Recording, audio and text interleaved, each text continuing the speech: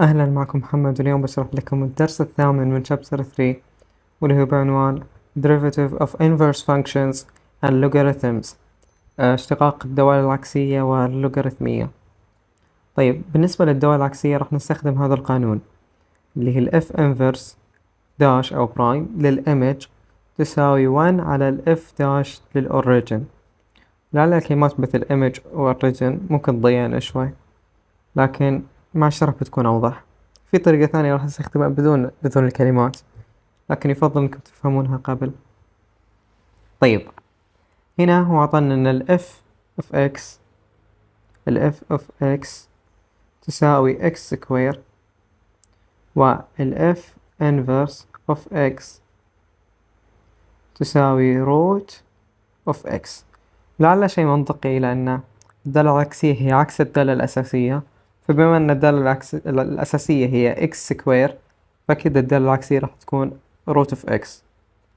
فلو جينا نشتق هنا راح تصير 2x.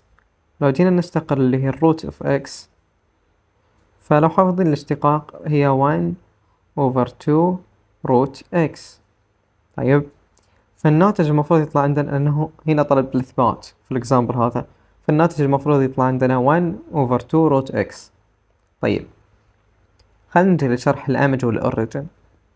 هنا ال f of x اللي هي هذه، فالx هنا هي الأوريجن، والx سكوير هي الإيمج، أو قيمة الواي، يعني بشكل عام هي قيمة الواي. طيب، فالإيمج هنا هي قيمة الواي. طيب، كيف الإيمج والأوريجن؟ مثال، عندنا ال f of 5، واللي هو راح تساوي، بما أن الإكس سكوير ف 5 سكوير هي 25، فال5 هنا هي إيش؟ أوريجن، وال25 هي إيش؟ إيمج. أو زي ما شرح لنا الدكتور، نعتبر الدالة هي كاميرا، والكاميرا إعداداتها هي أن أي عدد تداخله أو أي إكس تداخله راح تربعه، راح تكون سكوير، راح تطبق عليه هذه الإعدادات وتطلع لك الصورة النهائية. فلو صورت الجسم اللي هو هنا 5 مثلا مع الإعدادات النهائية راح يطلع لك هو 25. فلو تقدرون تفهمونها بهذه الطريقة. طيب، بعيدا عن هذه الجزئية، قلنا الإكس هنا في الدالة الأساسية هي الأوريجن، والإكس سكوير هي الإيمج. في الدالة العكسية العكس بيكون الإكس هنا هي الإيمج، والروت اوف إكس هي الأوريجن. يعني نفس الشيء لو كتمثيل إحداثي، زين، الدالة الأساسية هي راح تكون إيش؟ إكس و واي. في الدالة العكسية راح نعكسهم، فقيمة الواي راح تصير قيمة الإكس، وقيمة الإكس راح تصير قيمة الواي اللي في الدالة العكسية. طيب، نجي كإثبات كحل. قلنا بما أنه طالب ال F inverse برايم أو داش للإكس راح تساوي 1 على ال F داش للأوريجن. لكن هل الأوريجن حق الدالة الأساسية؟ لا، الأوريجن حق هذه، فراح نقول روت إكس. طيب، ال F داش حنا ما طلعناها للآن، فال F داش of X راح تكون إيش؟ 2X. طيب، هذه اللي هي ال F of X، حنا نبي ال F of root X، فبنشيل كل X وبنحط بدلها إيش؟ root X. فراح يطلع الناتج النهائي هي 1 over 2 root X. زي ما تشوفون الناتج هو نفسه هنا. طيب، الطريقة الثانية نطبقها هنا، هي جدا مقاربة، لكن راح نعتمد على معنى الواي والإكس أكثر. طيب، أول شيء نبقى نطلع قيمة الإكس في الدالة الأساسية. هو هنا معطينا قيمة الإكس في الدالة المعكوسة هي 4، فالإكس هنا هي 4، فبذا المعنى أنها في الدالة الأساسية راح تكون إيش؟ راح تكون العكس، هي إكس هنا راح تكون هنا هي الواي، فالواي هنا تساوي 4. يعني قيمة هذه الدالة أو الإيمج حق هذه الدالة هي 4، فالإكس سكوير تساوي 4 مفروض. الإكس سكوير قيمتها يا إما تكون 2 أو ماينس 2، لكن بما أنه هو قال لنا إن الإكس أكبر من صفر ففقط راح ناخذ 2، فالإكس تساوي 2. الآن طلعنا قيمة اللي هي الإكس في الدالة الأساسية. الشيء الثاني نطلع مشتقة الدالة، فمشتقة الدالة اللي هي ال f dash of x راح تساوي 2x. الشيء الأخير اللي هو راح نطلع قيمة الدالة عندما x تساوي اللي هي الأوريجن اللي طلعناه، فال f dash of 2 راح تساوي 2 في 2 واللي هي 4. طيب فالآن نبدأ. ال f inverse prime of 4 زين راح تكون 1 over ال f داش في الأوريجن اللي طلعناه اللي هو 2 هنا، فال f of 2 اللي هي هذه القيمة يعني نفسها، واللي هي راح تساوي احنا طلعناها 1 over 4. راح أطبقها هنا نفس الشيء، ممكن تكون أسرع فأتمنى أنكم تركزون. قلنا أول شيء نطلع قيمة الأوريجن في الدالة الأساسية. هو هنا عطانا الإكس قيمتها 6، فهنا قيمة الواي المفروض تكون إيش؟ تكون نفسها اللي هي 6، فهذا الجزء كله المفروض قيمته 6، فبنقول x كيوب minus 2 equal 6، واللي هي نودي 2 الطرف الثاني فنقول x كيوب equal 8، واللي بمعنى x equal 2. طلعنا الجزء الأول. الجزء الثاني أو المطلوب الثاني ال f dash of x، واللي هي راح تساوي x كيوب راح تصير 3x سكوير minus 2، فما يحتاج نكتبها 2 لأن مشتقة 2 هي 0. الشيء المطلوب الثالث اللي نطلع قيمة ال x عند الأوريجن، أو نطلع قيمة الدالة عند الأوريجن، فنقول f dash of 2 راح تساوي 3 في 2 سكوير، واللي هي راح تساوي 3 في 4 واللي هي 12. فاحنا نعرف الآن، أو لو جينا نكتبها الآن خلينا نكتبها.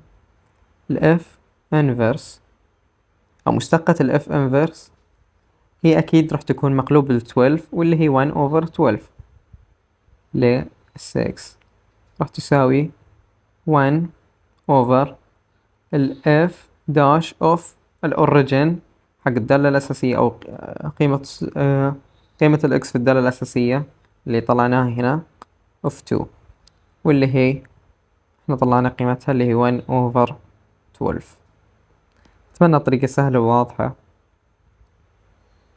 بطريقة الإيمج ما راح تختلف كثير، يعني طريقة الإيمج والأوريجن، يعني هنا ال f inverse of 6 راح تساوي مجهول اللي هو احنا اللي طالبينه الآن، فال6 هنا هي ايش؟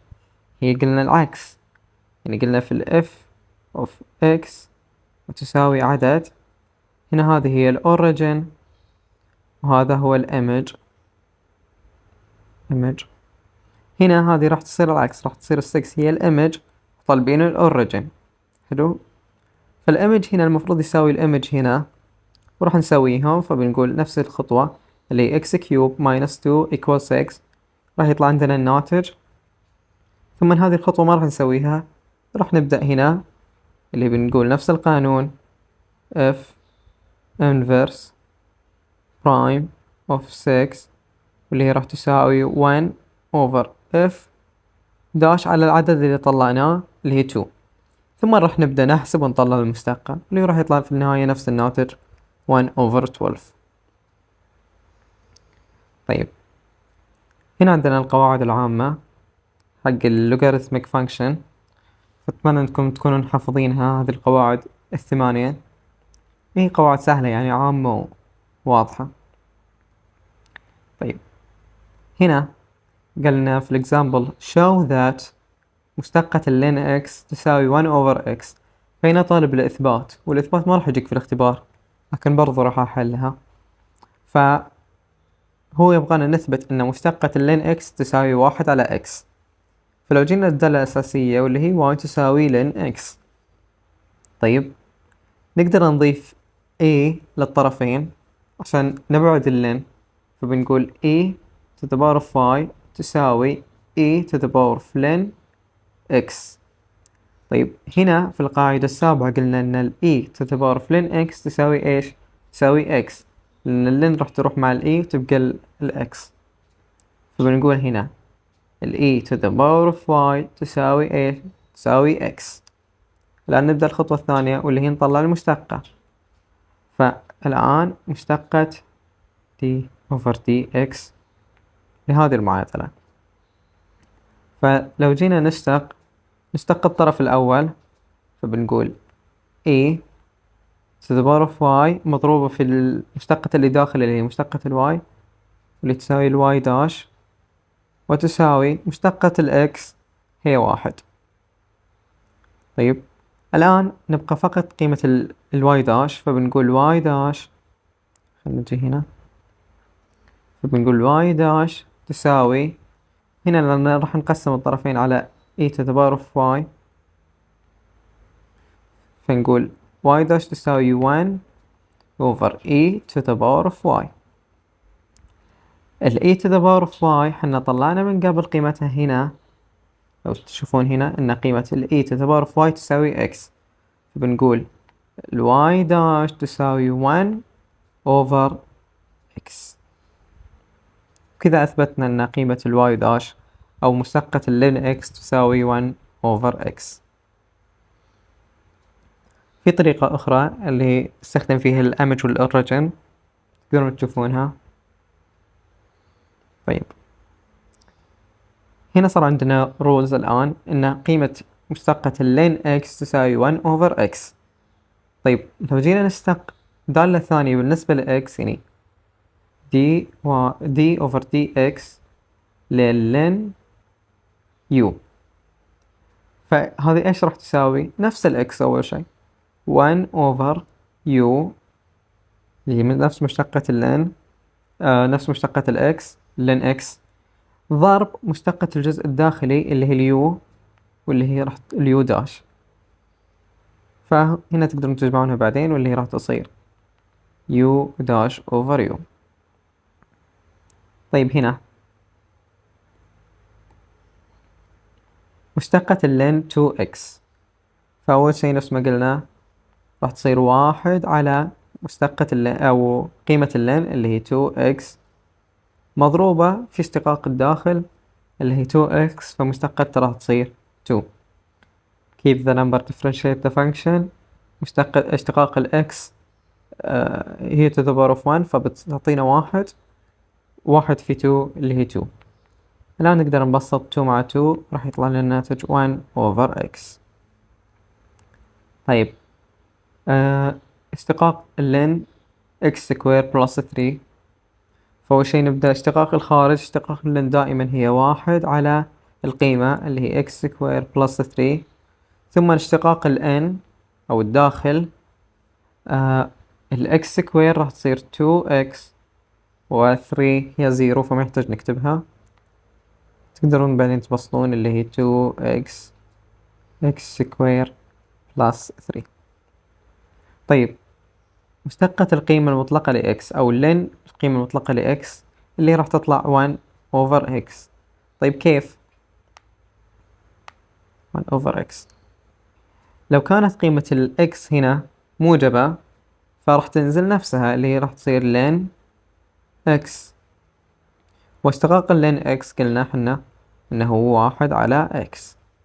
طيب لو كانت سالبة فبنحتاج نضيف لها سالب عشان تصير موجبة، يعني لو كانت ال x هنا قيمة ال x تساوي سالب 4 فنحتاج ان نضيف لها سالب برا، عشان سالب في سالب 4 راح تطلع لنا ايش؟ موجب 4، قيمة موجبة، فبنقول ln سالب x. زين في هذه الجزئية لو كانت x أكبر من 0، في هذه الجزئية x أصغر أو أقل من 0، فبنقول ln minus x واللي راح تساوي إيش؟ مشتقة الخارج اللي هي 1 over minus x في مشتقة الداخل مشتقة الماينس x واللي هي minus 1. فماينس ويا الماينس يروح وتبقى عندنا ال1 over x. فبشكل عام زي ما تشوفون ان مشتقة اللي هي لن القيمة المطلقة ل x هي 1 over x. طيب نجي لقاعدة ثانية اللي هي لو طلب اشتقاق عدد to the power of function، عدد أس دالة. مثال ان عندنا العدد 5 to the power of x. فلو جينا نشتق هذا العدد زين كاشتقاق، أول شي راح يعطينا العدد نفسه to the power of نفس الدالة اللي هي 5 over x مضروب في لين اللي هو العدد أو لين الأساس اللي هي 5. نجي كحل هنا في الإكزامبل. في الإكزامبل A أول شي راح نقول 3 to the power of x اشتقاقها في لين ل 3 بس. طبعا ما يحتاج نطبق ال out n لأن ال n هي x فراح تعطينا 1، فبما أن هذه مضروبة في 1 فما راح تأثر فما يحتاج نكتبها. هنا راح تطلع أول شي نفسها اللي هي 3 to the power of minus x مضروبة في لين الأساس اللي هي إيش 3 مضروبة في اشتقاق الداخل هنا اللي هي minus 1. فالناتج النهائي راح يكون minus 3 to the power of minus x مضروب في لين 3. هنا نفس الشي راح نطبق ال out n rule. ال n عندنا هي اللي هي sin x والout اللي هي 3 to the power of sin x. فأول شي نقول 3 sin x اللي نطبق أول شي الout مضروبة في لين 3 ثم ال n مضروبة في ال n اللي هي مشتقة sin x cosine x. هذا الناتج النهائي.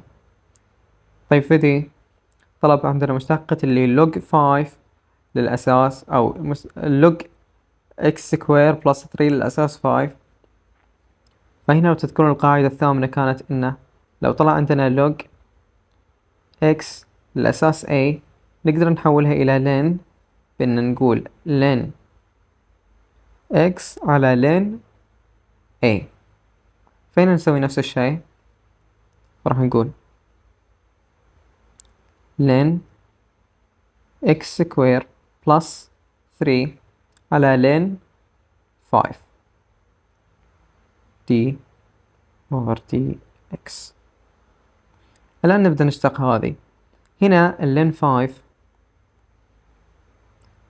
هي عدد ثابت مضروب فيه أو مقسوم قاسم الدالة، فنقدر نبعده عن الدالة ونخليه ضارب اللي بيصير 1 over لين 5 مضروب في اللي هي الدالة اللي هي لين x سكوير بلس 3. فهذه نقدر نشتقها زين يساوي طبعا. فلو اشتقيناها قلنا ايش اول شي 1 over x سكوير بلس 3 ثم المشتقة اللي داخل اللي هي ايش 2x وال 3 ما يحتاج راح تكون 0. هلا نقدر نجمعها في معادلة واحدة فراح تصير 2x على لين 5 مضروبة في x سكوير بلس 3.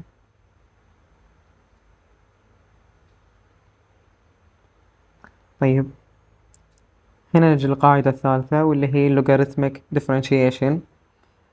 في معادلات أو في بعض اشتقاق بعض المعادلات مثل هذه الدالة زين أو الدوال بالأصح راح يكون اشتقاقها طويل، لأن مثلا تشوفون هنا فوق راح نطبق ال product rule بعدين مع اللي تحت راح نطبق ال quotient rule، فراح تصير معادلة جدا طويلة راح يصير حل جدا طويل. فنقدر نستخدم شيء اللي هو logarithmic differentiation.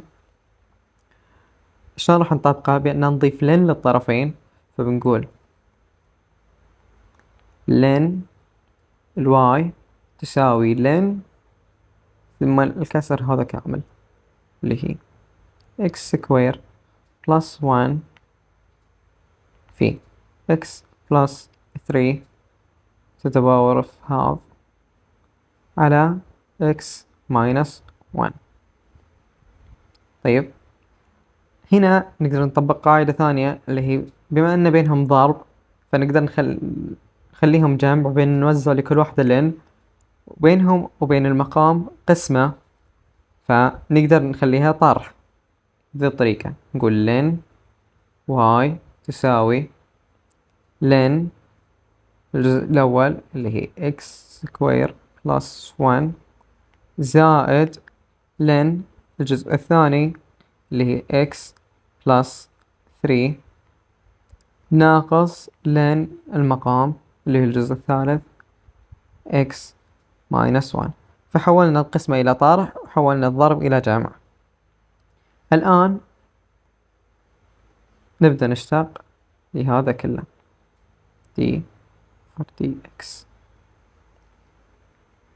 طيب هنا نقدر اوكي في شيء ما كتبته اللي هو الهاف to the power of half. هنا الهاف نقدر ننزله هنا واللي يصير كذا نحذفه من فوق من الأس عشان نسهل على نفسنا الحسابات. فالآن نبدأ. أول شيء مشتقة اللي هي ln y اللي هي راح تصير 1 over y مضروبة في الواي داش مشتقة اللي داخل لأن احنا جالسين نشتق بالنسبة لإكس وتساوي اشتقاق هذا الجزء الأول اللي هو 1 over x سكوير بلس 1 مضروب في مشتقة اللي داخل واللي هي 2x زائد النص هنا ننزله ثم نبدأ اشتقاق الباقي اللي هي 1 over x بلس 3 ما احتاج نكتب مشتقة اللي داخل لأن مشتقة اللي داخل 1 ناقص ln في 1 over x minus 1. الآن احنا فقط نبغى قيمة y أو قيمة الواي داش بنقول واي داش والواي هنا راح نضربها في الطرفين بنقول y مضروبة في هنا نقدر نبسط اللي هي 2x على x سكوير بلس 1 زائد هنا الوان تقدرون توزعونها أو تقدرون تخلونها اللي هي هذه يعني انكم تخلونها كذا في x بلس 3 أو انكم توزعونها على القوس فبتصير 2x بلس 6 ماينس أنا كتبت اللين ثانية اوكي ما يحتاج نكتب اللين ثانية ماينس 1 over x ماينس 1. هنا الواي تقدرون تكتبون قيمتها اللي هو معطيكم اياها هنا او تحطون عليه كذا سهم الى القيمة. طبعا بالنسبة للدكتور قال كذا كافي انك تحط سهم لكن لو دكتوركم او دكتوراتكم طالبين منكم تكتبونها فكتبوا القاس من جديد او كتبوا المعادلة من جديد واللي هي راح تطلع بهذا الشكل. طيب نكمل. هنا طالب منا اشتقاق اللي هي الإكس to the power of x. فأول شيء نكتب المعادلة الأساسية اللي هي y تساوي x to the power of x.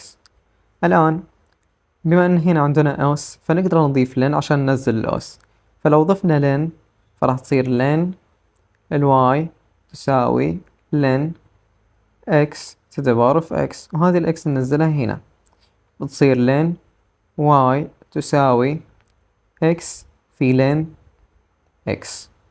الآن نبدأ نشتق هذه t over dx للدالة كاملة أو المعادلة كاملة. فاشتقاق ln y هي 1 over y أو تقدرون تقولون y dash over y مضروب في y dash وتساوي هنا نطبق البرودكت رول. أنا أطبق البرودكت رول بطريقة مختلفة أقول مشتقة الأول اللي هي 1 مشتقة الإكس هي 1 في الثاني في لن إكس ما يفرق الترتيب لأنه جامع زائد مشتقة أو الأول في مشتقة الثاني اللي هي إكس في مشتقة اللن إكس اللي هي 1 على إكس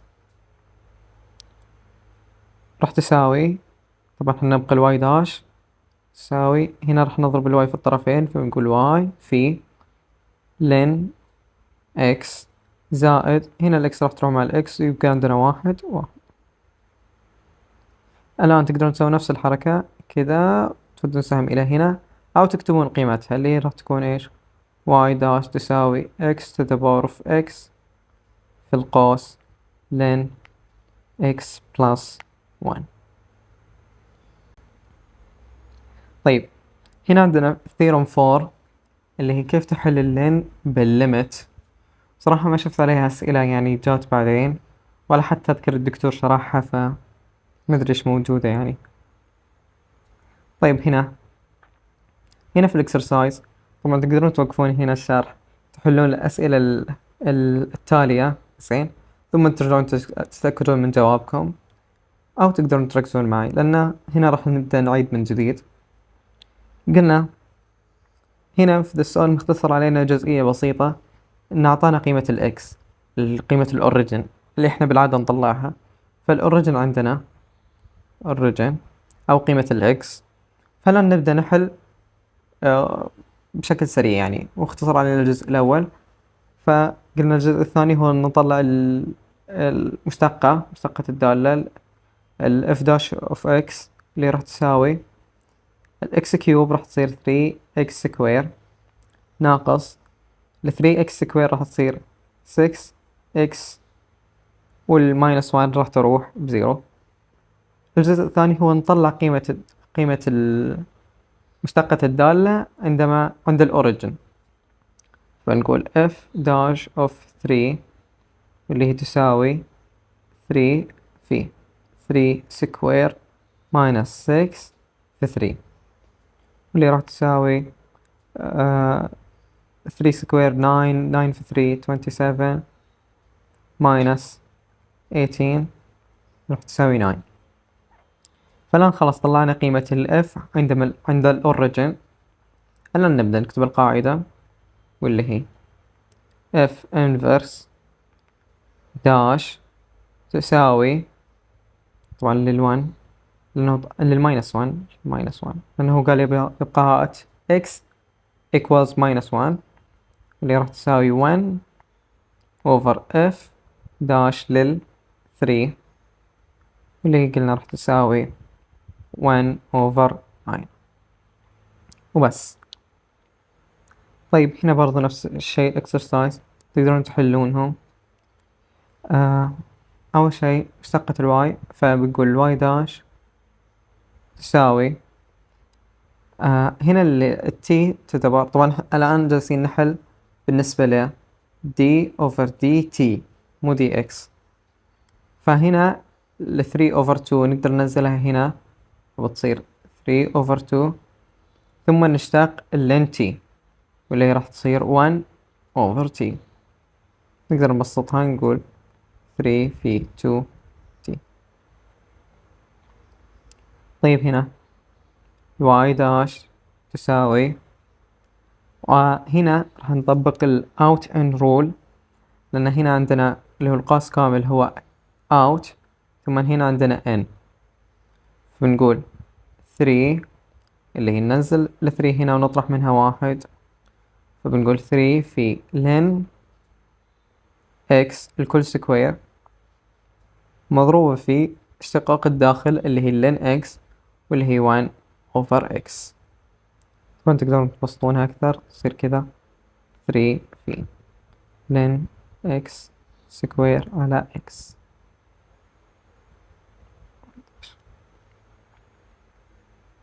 هنا راح نطبق الكوشنت رول، فبنقول y تساوي، ثم نبدأ هون y داش المقام سكوير بس لين x سكوير، ثم تقدرون تكتبونها بالترتيب اللي يعجبكم اللي هي المقام في مشتقة البسط، أو أنا أحب دائما أبدأ بالبسط، أحب دائما أبدأ بالأول، فبنقول البسط ومشتقة البسط في المقام 1 plus ln x ناقص البسط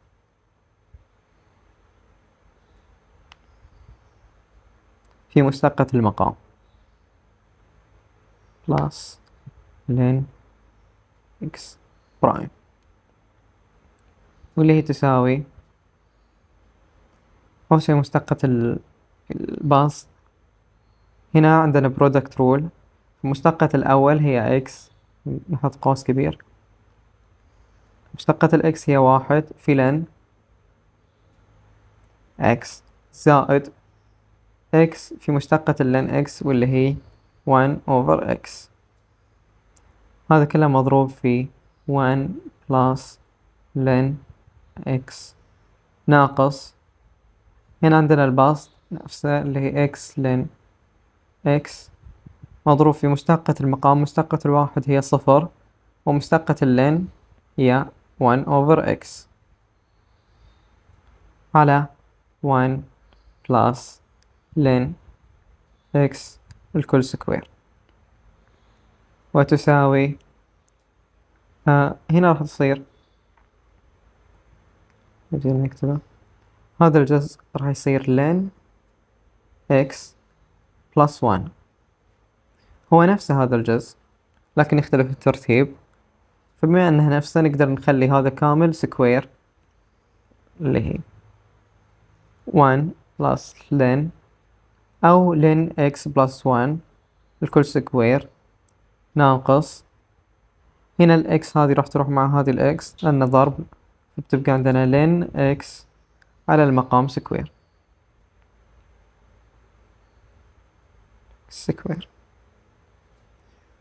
وبس.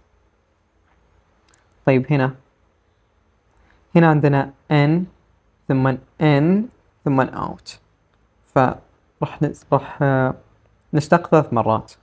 فالواي داش تساوي، أول شي نبدأ بالأوت لأن القاعدة تقول out n، فالأوت هي 1 على اللي داخل اللي هي ln x مضروبة في اللي داخل اللي هي راح تصير 1 على ln x، ثم نبدأ بالجزء الأخير اللي هي 1 على x. طبعا مضروبة في 1 لأن مشتقة الإكس، لكن نقدر نوقف هنا. طيب هنا نقدر نخلي الروت أو خلينا نكتبها y تساوي ln، هنا نقدر نخلي الروت half to the power of half، فبتصير x plus 1 to the power of 5 على x plus 2 to the power of 20 all to the power of half.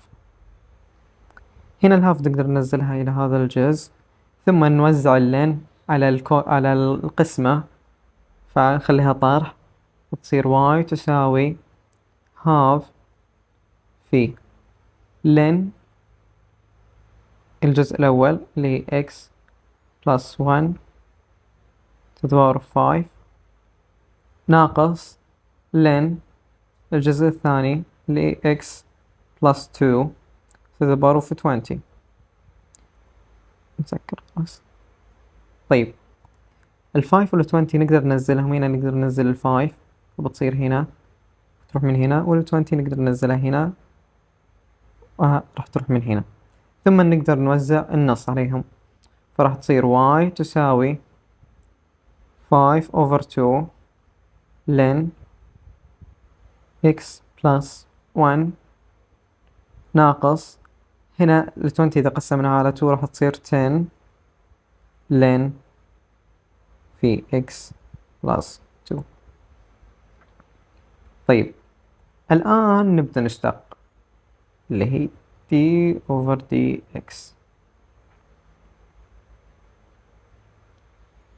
فلو جينا نشتق الواي راح تصير y داش واللي هي تساوي keep the number differentiate the function، فبتصير 1 over x plus 1 والn ما يحتاج نكتبه لأنه راح يكون 1 ناقص keep the number differentiate the function واللي هي راح تصير 1 over x plus 2. نقدر نقول تساوي، نبسط بشكل نهائي اللي هي 5، هنا 2 تقدرون توزعونها وتقدرون تخلونها، ف 2x plus 2 ناقص، هنا عندنا 10 over x plus 2.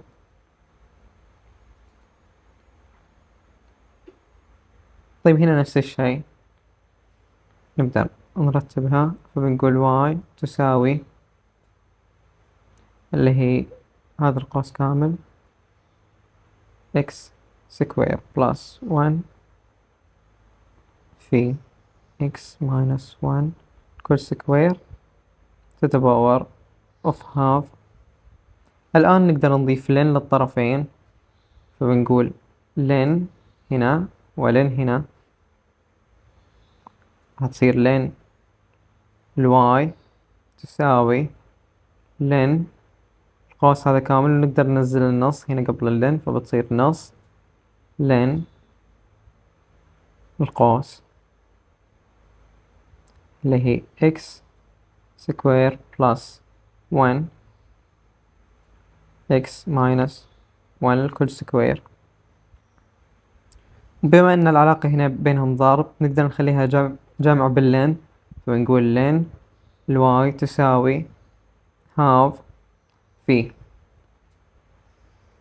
لين، أنا نسيت أحط قوس، في لين الإكس سكوير بلس 1 بلس، وهنا نقدر ننزل التو، فبتصير 2 لين إكس ماينس 1.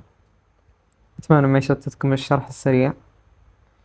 هنا التو نزلناها فصارت 2 لين x minus 1. طيب الآن نشتق للجزء كامل، فنقول d على dx، واللي هي راح تساوي مشتقة اللين y اللي هي 1 over y مضروبة في الواي داش، وتساوي، الآن نقدر نوزع النص، فبتصير، يا ريتني وزعتها قبل، اوكي خلينا نوزعها الآن كذا. فلو وزعناه هنا راح يصير الجزء الأول اللي هي نص لين x سكوير بلس 1 وبلس هنا 2 تقسيم 2 هي 1، فبتصير على طول لين x minus 1. الآن نبدأ نشتق،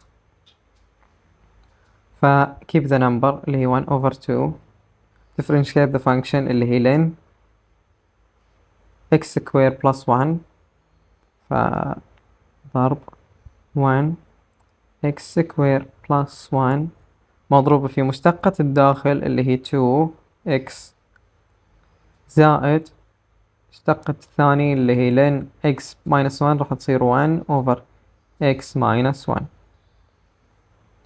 الآن بما أن احنا نبقى قيمة الواي داش، بنقول واي داش تساوي، راح نضرب الواي في الطرفين، راح تروح من هذا الطرف تجي لهذا الطرف، تصير كذا 1 في 2 x سكوير بلس 1 نحط في ال1 اللي فوق هنا، وتصير 2x، نقدر نبسط 2 مع 2 بلس 1 over x minus 1. والواي هنا نفس الحركة، تودون سهم إلى هنا أو تكتبونها نفسها، أنا بكتفي بأن أحط سهم. طيب هنا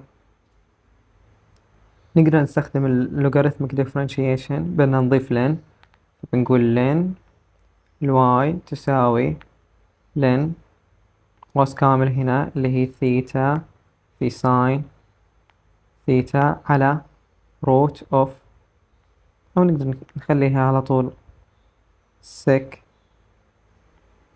ثيتا to the power of half. الآن نبدأ نوزع اللين، فبنقول لين الواي تساوي لين ثيتا زائد، بما أن العلاقة بينهم ضرب فنقول لين ساين ثيتا ناقص لين اللي هي sec ثيتا، طبعا هي to the power of half فنقدر نجيب الهاف هنا. طيب الآن نشتق t over dx، راح نقول مشتقة الواي هي y 1 over y في الواي داش، وتساوي مشتقة اللين ثيتا هي عدد ثابت، مشتقة العدد الثابت هي 0 بلس، أو لا دقيقة،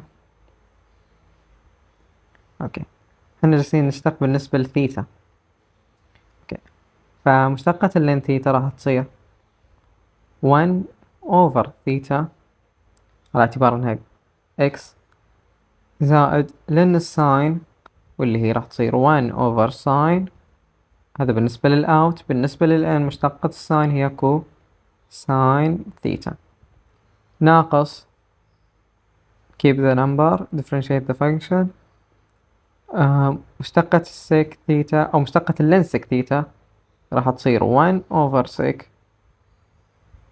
ثيتا ضرب مشتقة الإن اللي مشتقة السيك اللي هي سيك ثيتا تان ثيتا. الآن نقول y داش تساوي، ونجيب الواي للطرف الثاني بتصير y في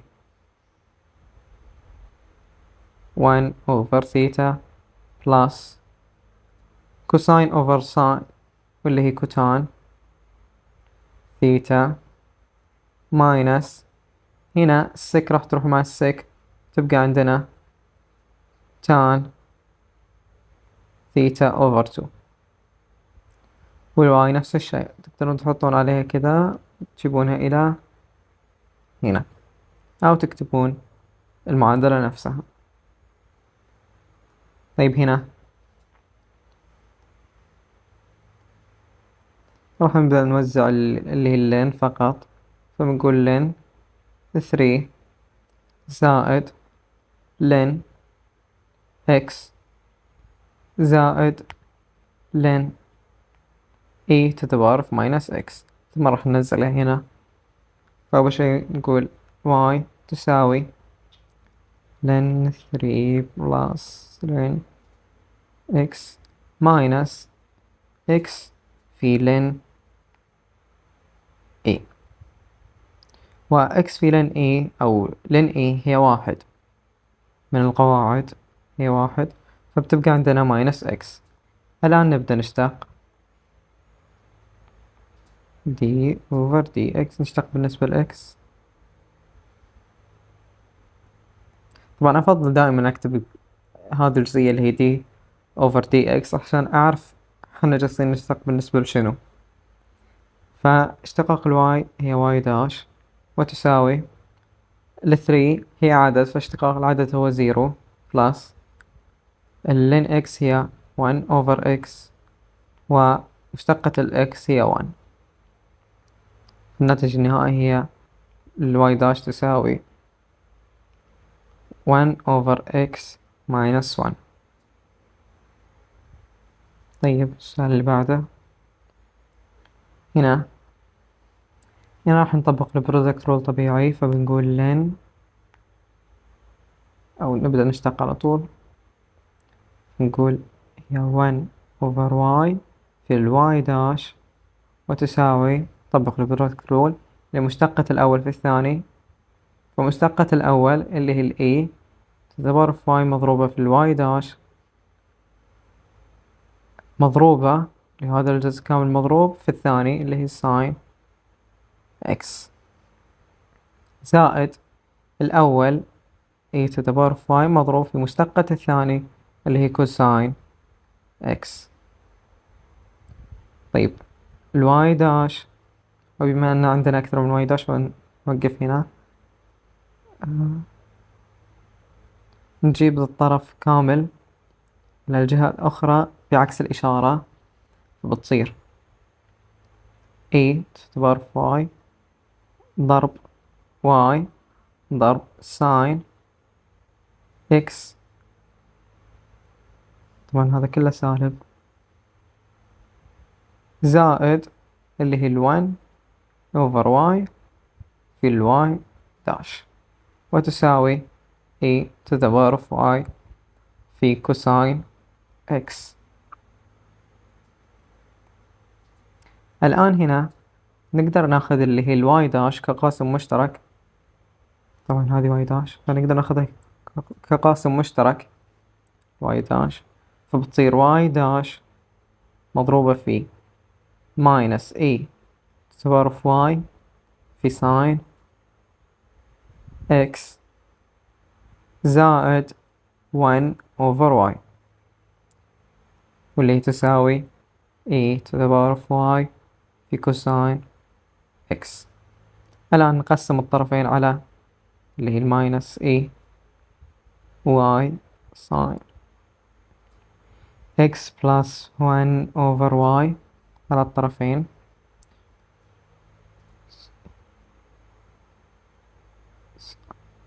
x plus 1 over y، فراح يبقى عندنا اللي هي الواي داش تساوي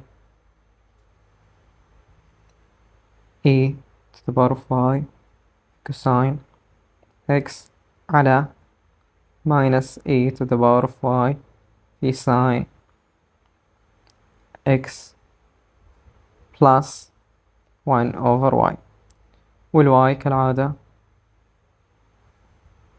نوقف هنا عندها خلاص.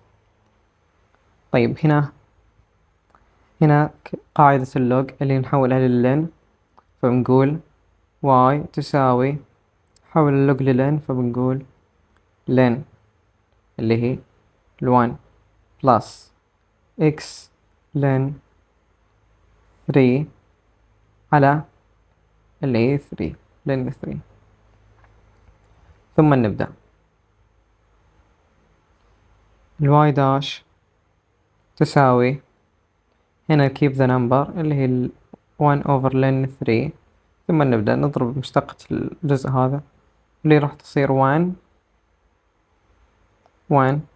over 1 plus x في ln 3 ضرب مشتقة الداخل، طبعا مشتقة الداخل اللي هي 1 plus x ln 3، فالواحد راح تروح بصفر، باقي ال x ln 3 keep the number لأنهم مضروبين، اللي راح نبقي النمبر ln 3 ونشتق ال x راح تعطينا واحد، فواحد في ln 3 هي ln 3، راح تطلع عندنا بشكل نهائي. هنا ال 3 راح تروح مع ln 3، يبقى عندنا 1 over 1 plus x ln 3. وأظن السؤال الأخير، يبو السؤال الأخير. طيب هنا كالعادة نضيف لن، فبنقول لن، نضيف لن y تساوي لن sin x to the power of x، وننزل ال x هنا فبنقول لن y تساوي x في لن sin x. هنا راح نطبق ال product rule، فنبدأ الاشتقاق، نشتق بالنسبة ل x فبنقول d over dx. طيب مشتقة ال y هي y أو 1 over y مضروب في y داش، وتساوي مشتقة الأول اللي هي 1 في الثاني اللي هي لن sin x زائد الأول في مشتقة الثاني في مشتقة اللن هي 1 over sin x مضروب في مشتقة الساين اللي هي كوساين x. الآن نخلي الواي داش لحالها، ثم نجيب الواي الطرف الثاني مضروبة في لن sin x زائد هنا عندنا كوساين over ساين واللي هي كوتان، فبنقول x كوتان x، والواي نجيب لها سهم كذا أو نكتبها ثانية، وبس كذا نكون خلصنا. طبعا هنا في جزئية كتبها الدكتور، فلو ودكم تقرون بختم عندها. أتمنى كان الشرح واضح وبسيط، وشكرا لكم لحسن الاستماع.